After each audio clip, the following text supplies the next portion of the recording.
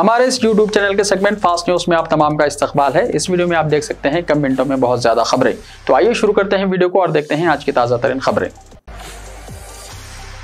अस्सलाम वालेकुम, आप सबको रमजान बहुत बहुत मुबारक। रुकने कौंसिल के कविता ने माह रमजानुल मुबारक की मुसलमानों को मुबारकबाद पेश की।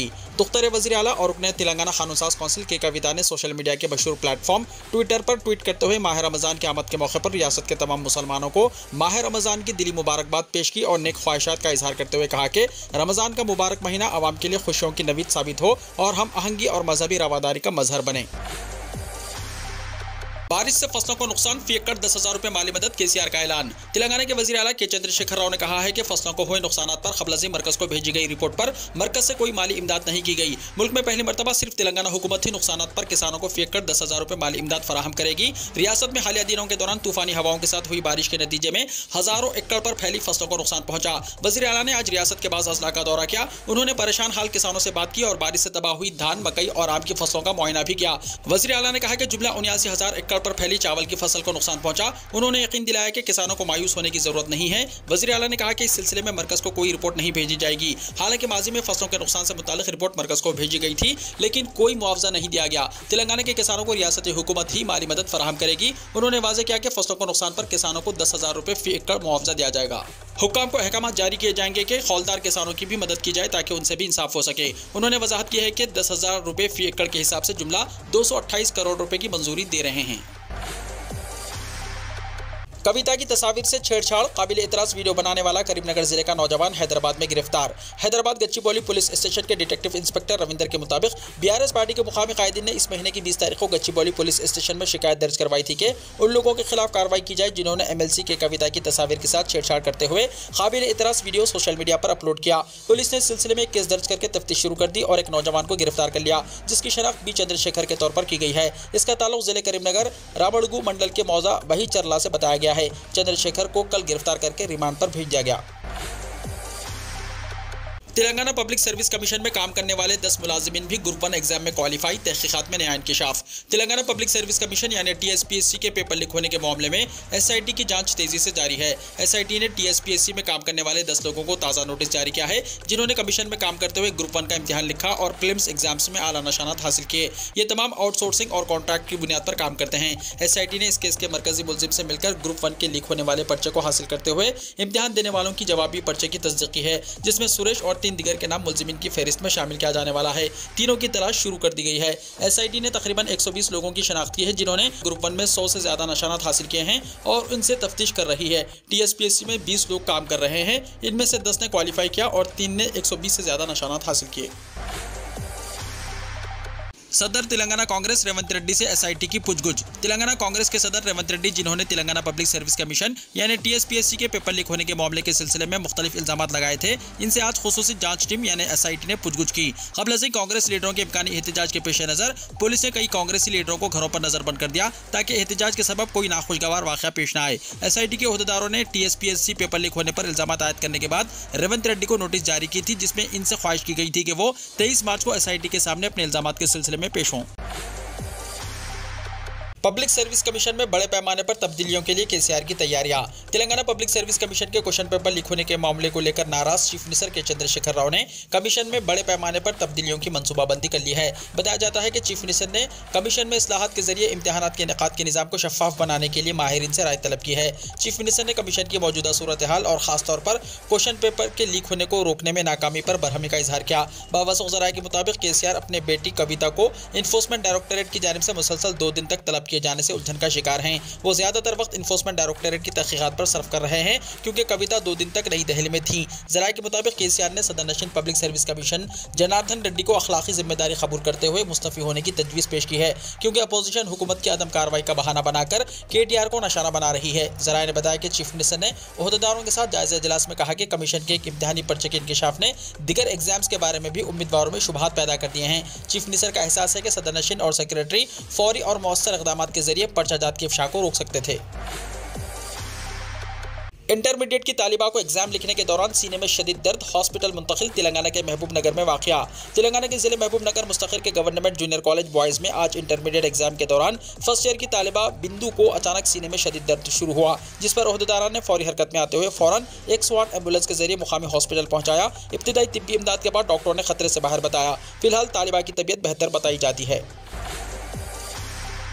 मुल्क के 16 करोड़ अफराद के शख्सी डेटा चोरी करने वाली गैंग हैदराबाद में पकड़ी गई। हैदराबाद की साइबराबाद पुलिस ने मुल्क के मुख्तलिफ मुकामात से 16 करोड़ अफराद के शख्सी डेटा चोरी करके फरोख्त करने वाली गैंग को बेनकाब किया है। पुलिस से की गई शिकायत की बुनियाद पर पता चला है कि मुल्क भर में 16 करोड़ अफराद का डेटा चोरी करके फरोख्त किया जा रहा है। साइबर जराइम पेशा अफराद बैंकों और सिम कार्ड्स के नाम पर पैगामात भेज रहे थे। इन पैगामात के जरिए भेजे गए लिंक्स पर क्लिक करने पर सारिफिन का जाती डेटा उनके हाथ लग रहा था, जिसका फायदा उठाते हुए ये अफराद इस डेटा को फरोख्त कर रहे थे। इस सिलसिले में साइबराबाद पुलिस के कमिश्नर स्टीफन रविंद्रा ने बताया कि साइबराबाद में इस गैंग के 6 लोगों को गिरफ्तार किया गया है। इनकी शनाख्त नागपुर, दिल्ली और मुंबई के गैंग के तौर पर हुई है। फौज से ताल्लुक रखने वाले 2.5 लाख अफराद का डेटा भी चोरी होने की तस्दीक हुई। मुल्क भर में करोड़ों अफराद के आधार कार्ड, फोन, बैंक के खातों के जाती डेटा की चोरी की गई। इस सिलसिले में शहर हैदराबाद के तीनों पुलिस कमिश्नरेट्स में सैकड़ों मुकदमात दर्ज हैं। हैदराबाद में चलती इलेक्ट्रिक बाइक को आग लग गई। हैदराबाद में चलती इलेक्ट्रिक बाइक में अचानक आग लग गई। ये वाक़या आसिफ नगर पुलिस स्टेशन के हुदूद में पेश आया।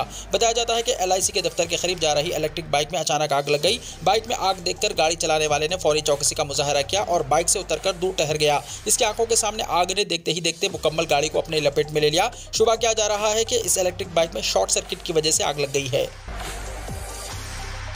करीमनगर में BSNL के दफ्तर में लगी आग। तेलंगाना के करीमनगर क्लॉक टावर सर्कल में वाक़ BSNL के दफ्तर में अचानक आग लग गई। मुकामी अफराद ने आग के साथ कसीफ धुएं को देखकर फायर ब्रिगेड को इस बात की इत्तला दी, जिसके बाद फायर ब्रिगेड के अमले ने वहां पहुंचकर काफ़ी कोशिश के बाद आग पर काबू पाया।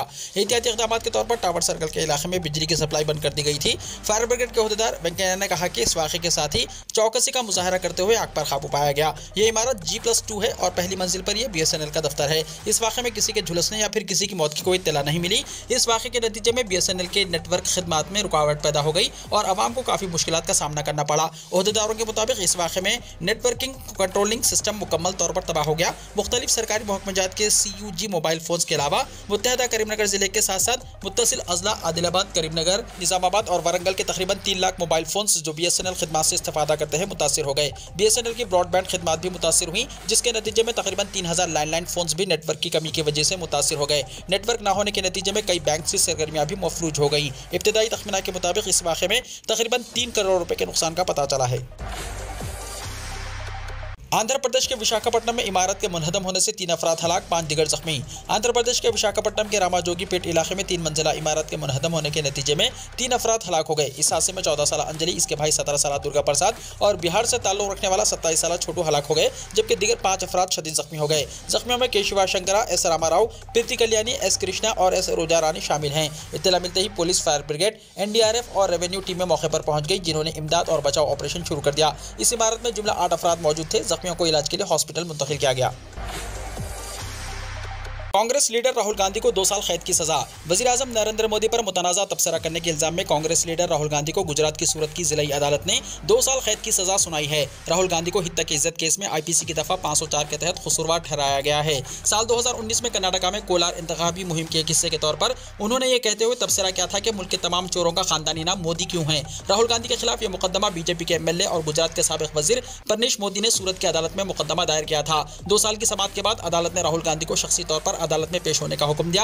इस हुक्म में राहुल गांधी आज सूरत की अदालत में हाजिर हुए।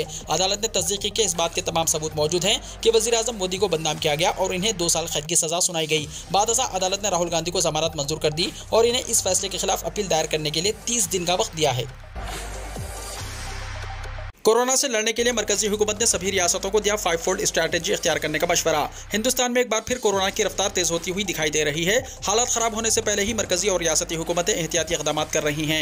22 मार्च को वज़ीर-ए-आज़म नरेंद्र मोदी ने कोरोना मामले पर आला सतही मीटिंग भी की थी। अब मरकजी वज़ारत सेहत ने कोरोना को लेकर सभी रियासतों को अहम मशवरा दिया। वज़ारत ने कहा है कि रियासतें 5-फोल्ड स्ट्रैटेजी इख्तियार करें, यानी टेस्ट, ट्रैक, ट्रीट, वैक्सीनेशन और कोविड रवैये को लाजमी बनाएं। मरकजी वज़ारत सेहत ने इस ताल्लुक से एक नोटिफिकेशन जारी किया है, जिसमें कहा गया है कि हम कोविड-19 की तैयारियों को देखने के लिए मज़ीद एक मॉक ड्रिल करेंगे। सभी रियासतों, मरकज़ के ज़ेर इंतज़ाम खित्तों में जल्द ही मॉक ड्रिल की जाएगी। मेरा भाई ना कभी खौफजदा था और ना ही कभी खौफजदा होगा, प्रियंका गांधी ने कहा। कांग्रेस के रुकने पार्लियामेंट राहुल गांधी को गुजरात की एक अदालत ने हित्ता की इज्जत के एक मुकदमे में मुजरिम करार देते हुए 2 साल की सजा सुनाई है। राहुल गांधी को सजा सुनाने के फौरन बाद जमानत भी मिल गई। इनकी सजा 30 दिन के लिए मुअत्तल कर दी गई है। इसके साथ ही इनकी बहन और कांग्रेस जनरल सेक्रेटरी प्रियंका गांधी का रद्दमल सामने आया है। उन्होंने अदालत के फैसले के हवाले से हुकूमत को बराह रास्त निशाना बनाया है। कांग्रेस लीडर प्रियंका गांधी ने ट्विटर हैंडल पर लिखा, खौफजदा ताकत की पूरी मशीनरी कीमत सजा तफरीक लगाकर राहुल गांधी की आवाज को दबाने की कोशिश कर रही है। मेरा भाई ना डरता है और ना कभी डरेगा, सच बोलते रहेंगे और मुल्क के अवाम की आवाज बुलंद करते रहेंगे। उन्होंने मजीद लिखा, सच्चाई की ताकत और करोड़ों हमवतनों की मोहब्बत उनके साथ है। मोदी ने शहीद दिवस पर भगत सिंह, सुखदेव और राजगुरु को खिराज अकीदत पेश किया। वज़ीर-ए-आज़म नरेंद्र मोदी ने आज शहीद दिवस के मौके पर भगत सिंह, सुखदेव और राजगुरु को खिराज अकीदत पेश किया। एक ट्वीट में वज़ीर-ए-आज़म ने कहा, भगत सिंह, सुखदेव और राजगुरु की कुर्बानियों को हिंदुस्तान हमेशा याद रखेगा। ये वो अजीम लोग हैं जिन्होंने हमारी आज़ादी की जिद्दोजहद में बेमिसाल ताउन पेश किया।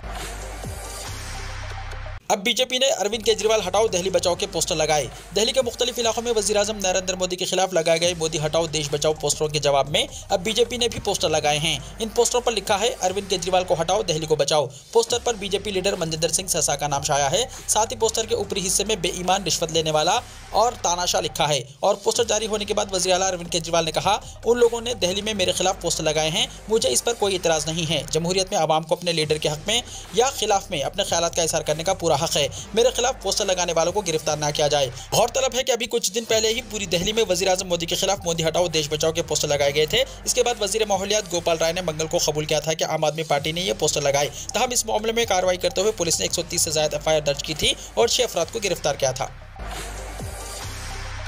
शहदा के ख्वाबों का एक खुशहाल ताकतवर मुल्क बनाना मकसद, केजरीवाल ने कहा। दिल्ली के वज़ीर आला और आम आदमी पार्टी के कन्वीनर अरविंद केजरीवाल ने कहा कि हमें मिलकर अपने शहीदों के ख्वाबों का एक खुशहाल और ताकतवर मुल्क बनाना है। मिस्टर केजरीवाल ने यहाँ असेंबली अहाते में शहीद आजम भगत सिंह, राजगुरु और सुखदेव के मुजस्समों पर फूल चढ़ाने के बाद कहा कि आज यौम शहादत है। आज ही के दिन शहीद आजम भगत सिंह, सुखदेव और राजगुरु ने हंसते से फांसी के फंदे को चूमा था। यूपीआई ट्रांजैक्शन हर साल बना रहा है नया रिकॉर्ड। माली साल 2022-23 में 95,000 अफराद से हुआ फ्रॉड। मरकजी हुकूमत रुपए के डिजिटल लेन देन को फरोग देने के लिए लगातार कोशिशें कर रही है। इस दरमियान वजारत मालियात ने पार्लियामेंट में अहम जानकारी देते हुए बताया कि माली साल 2022-23 में यूनिफाइड पेमेंट्स इंटरफेस यानी यूपीआई के जरिए 125 करोड़ रुपए से ज्यादा का लेन देन हुआ। मरकजी वजारत मालियात ने साथ ही ये जानकारी भी दी कि 95,000 से ज्यादा लोग धोखाधड़ी के शिकार हुए हैं। फिक्रअंगेज बात यह है कि धोखाधड़ी के शिकार होने वालों की तादाद गुज़िश्ता 3 सालों से लगातार बढ़ती जा रही है। इदाद शुमार पर नजर डालें तो साल 2020-21 में 77,000 और साल 2021-22 में 84,000 अफराद यूपीआई से लेन देन के दौरान धोखाधड़ी के शिकार हुए थे। अक़वाम मुत्तहिदा का इंतबाह, साल 2050 तक हिंदुस्तान दुनिया में सबसे ज़्यादा पानी के बहरान का शिकार मुल्क होगा। कहा जाता है कि अगली आलमी जंग पानी के बारे में होगी। अक़वाम मुत्तहिदा की एक रिपोर्ट में पानी के आलमी बहरान के बारे में खबरदार किया गया है। इस रिपोर्ट में कहा गया है कि साल 2050 तक भारत दुनिया में सबसे ज़्यादा पानी के बहरान का सामना करने वाला मुल्क होगा। कई दरियाओं में बहाव कमज़ोर होने से पाकिस्तान और चीन में भी हालात मज़ीद ख़राब होंगे। अक़वाम मुत्तहिदा ने अक़वाम मुत्तहिदा की आबी कॉन्फ्रेंस से कबल अक़वाम मुत्तहिदा की आलमी आबी रिपोर्ट जारी कर दी है।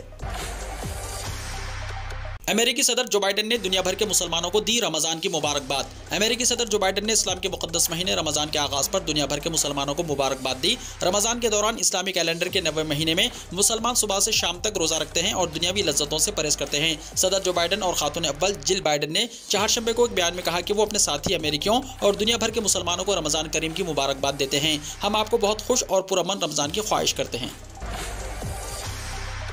मस्जिदुल हराम से रमज़ान के दौरान अजान और नमाज बराह रास्त नशर होगी। माह रमज़ान में मुसलमान आलम की सहूलत के लिए हरमैन की नमाज़ों को रास्त नशर करने का एहतमाम किया गया है।